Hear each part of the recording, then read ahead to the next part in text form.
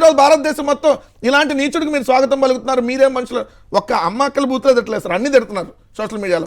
అదొక్కడే తిట్టలేని మొత్తం చూస్తే ఆమె శివసేన ఎంపీ, డైరెక్ట్గా శివసేన ఎంపీ పోస్ట్ పెట్టింది ఏమని, బిల్గేట్స్ లైంగిక నేరాలను చంద్రబాబు ప్రభుత్వం ఆమోదిస్తుందా, బిల్గేట్స్ గురించి ఆయన సతీమణి చేసిన వ్యాఖ్యలు నారా లోకేష్ ఒకసారి పరిశీలించుంటే బాగుండేది. ప్రియాంక చతుర్వేది శివసేన రాజ్యసభ ఎంపీ.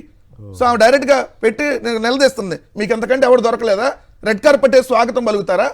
అమ్మాయిలను లైంగికంగా వేధించాడని చెప్పి అనేక ఆరోపణలు ఎదుర్కొంటున్నటువంటి ఈ వ్యక్తి మీద మీరు రెడ్ కార్పెట్ వేసి మంత్రులు ఉప ముఖ్యమంత్రులు స్వాగతం ఎట్ట చెప్తారని చెప్పి దుమ్మెత్తి పోస్తా ఉన్నారు. Bill Gates is not a philanthropist because he gives a little bit of money to take over entire sectors. He gives $1 million here, but he takes all the seeds of that system, the ICRISAT system. All of these seed banks of the world he now controls by giving a tiny bit. But that's not where he stops. He then promotes technologies for patenting, gene editing technologies, digital sequence technologies. So he controls the seeds of the world. He finances the Svalbard seed bank. Then he creates patent systems.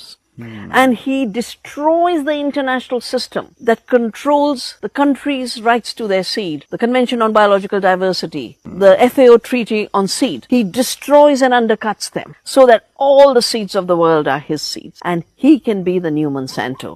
ఈ bill gates అనే వ్యక్తి ఏదో ప్రపంచంలో ఎక్కడో ఘోరాలు చేయలేదు, మన దేశంలో చేశారు. అది మన తెలుగు రాష్ట్రంలోనే చేశారు. ఖమ్మం జిల్లాలో 16,000 మంది గిరిజన బాలికల మీద గర్భాశయ క్యాన్సర్ నిరోధక టీకా తయారీ పేరుతో ట్రయల్స్ నిర్వహించారు. చిన్నారులు, అది కూడా 9 నుంచి 15 ఏళ్ల వయసున్న ఆడపిల్లల మీద ఆ వ్యాక్సిన్ ప్రయోగించారు. ఆ ప్రయోగం వికటించి 100 మంది చిన్నారులు అనారోగ్య పాలన పడ్డారు. ఆ సమయంలోనే 2010లో 5 మంది చిన్నారులు ఖమ్మం జిల్లాలో చనిపోయారు.